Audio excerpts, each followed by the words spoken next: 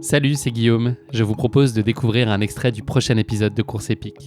Course épique, c'est chaque semaine un invité, une course, une histoire hors du commun. Je vous donne rendez-vous tous les mercredis pour découvrir un nouvel épisode et vivre une grande et belle histoire de course. Mais avant ça, place à un extrait de notre prochain épisode. Autant le Saint-Jacques, c'était un parcours bien balisé, on va dire, et bien connu. Autant le Great Himalaya Trail, surtout à l'époque, c'était quelque chose qui avait pas été tellement emprunté. Alors bien sûr, hein, il y avait un parcours, il y avait même une carte, etc.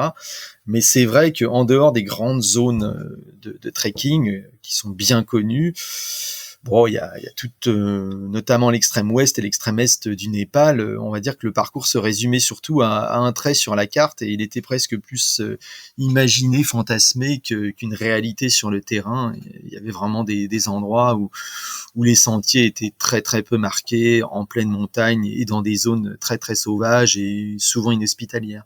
Alors c'était le cas déjà de l'ouest népalais que j'avais pu découvrir à l'occasion L'Himal Race. de l'Himal Race à laquelle j'avais participé donc 2 ans auparavant en 2010, hein, qui était déjà une course épique si on veut appeler ça comme ça. Bientôt dans le podcast, la suite des Voilà. aventures. Ouais, mais c'est vrai que on était parti donc du pied du Kailash, hein, au Tibet. On était allé en courant jusqu'aux Annapurna avec 26 étapes. 12 cols à plus de 5000, enfin c'était quand même déjà un gros morceau. Bon, même si ça restait une aventure relativement organisée, on était un petit groupe, enfin c'était voilà, mais on s'était bien rendu compte que toute cette partie-là du Népal, elle était très très sauvage, très inhospitalière, même les Sherpas, les Népalais qui couraient avec nous, ils y étaient jamais allés, hein. Il y avait vraiment des zones très très très reculées, hein. Donc c'était quand même très particulier.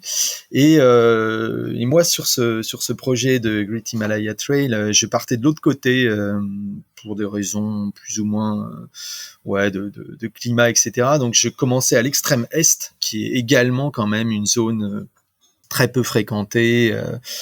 Avec pas mal d'incertitudes. L'année d'avant, il y avait la coureuse anglaise Lizzie Hawker qui l'avait tenté.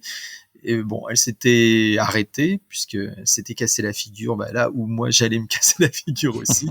Alors elle s'en L'histoire était était en plutôt marche. mieux sortie que moi, mais elle avait eu très peur quand même, hein. Donc voilà, elle avait été évacuée en hélico, tout ça, plus de peur que de mal, mais elle avait voilà, j'avais bien senti que c'était quand même un parcours très compliqué. Et puis bon, j'avais quand même pas mal de contacts là-bas où effectivement c'était voilà le début du parcours, là la région du Kanchenjunga, entre le Kanchenjunga et le Makalu, semblait compliqué. Et puis j'ai vite senti ensuite que ça allait devenir compliqué finalement quasiment dès mon départ de Katmandou, hein. Bon, voilà, j'avais quand même prévu.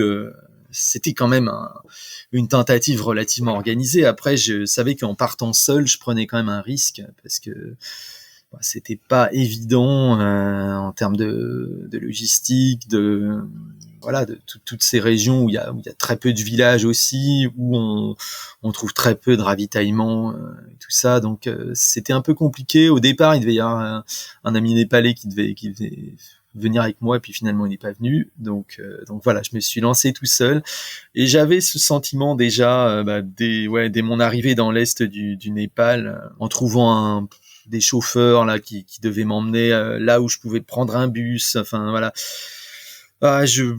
j'avais bien le sentiment que c'était une aventure, Une galère. une galère, ouais, que Une ça allait être galère, on peut le dire. compliqué. Je me souviens avoir emprunté, bon, à l'issue de 2 jours en voiture dans des terrains où, voilà, on sentait, alors la mousson avait été tardive, il y avait déjà des glissements de terrain sur la route. Je me dis, oh là là, mais qu'est-ce que c'est que ce coin?